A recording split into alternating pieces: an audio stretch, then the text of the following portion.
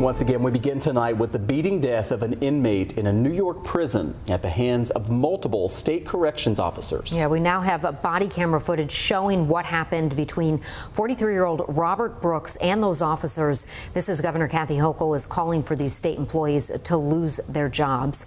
The encounter happening on December 9th at Marcy Correctional Facility, that's in Oneida County, located about 7 miles outside of Utica. Brooks died at a hospital the day after the assault, according to officials, on the morning of December 10th.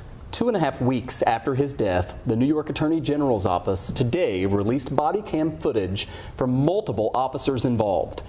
The footage shows them attacking Brooks in the face, body, and neck while he is handcuffed on a table. A medical examiner later described his cause of death as asphyxia due to compression of the neck. A total of 13 corrections officers and a nurse have been implicated in this attack.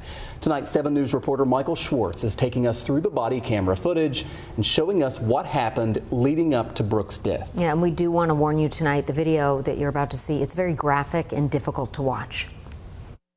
Disturbing new body camera footage shows the bloody face of 43-year-old Robert Brooks as he is being beaten by correction officers, struck more than a dozen times, all while handcuffed. It happened the night of December 9th in the infirmary at Marcy Correctional, just outside Utica. My office investigates every case in which an officer of the law, including a correctional officer, may have caused the death of a civilian. New York Attorney General Letitia James opened an investigation last week and on Friday released body camera footage from 4 officers' body cameras. I do not take lightly the release of this video. That night at 9:21, body camera footage from Sergeant Trombley shows a handcuffed Brooks being escorted outside, his body parallel with the ground. A minute later, he's seen being carried by 3 officers into the infirmary. He's placed on an exam table. At 9:24, video shows this officer with his body cam off walk into the room and shove a cloth in Brooks's mouth. He punches Brooks in the face once, then hits him 3 more times. Then this officer with the backwards hat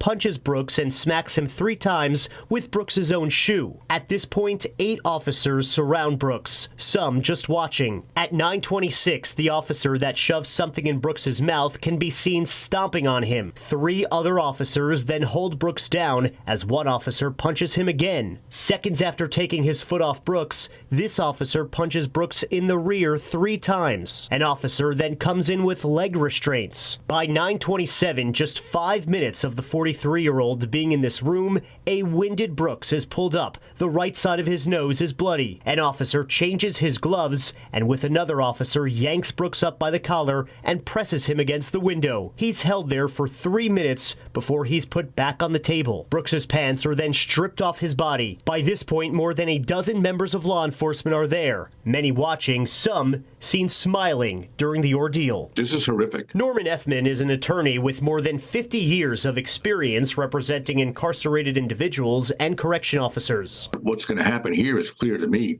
There's going to be an indictment.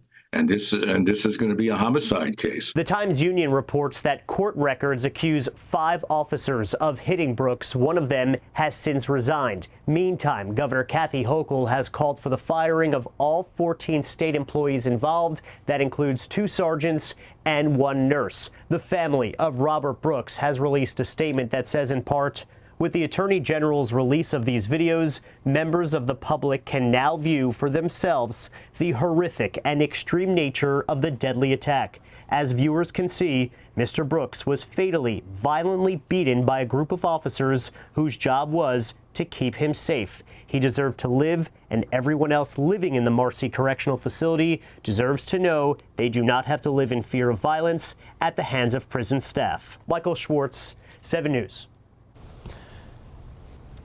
Well, the union, or rather the union representing those corrections officers, did release a statement in response to the footage today, and that statement reads in part, "What we witnessed is incomprehensible to say the least and is certainly not reflective of the great work that the vast majority of our membership conducts every day. This incident not only endangers our entire membership, but undermines the integrity of our profession.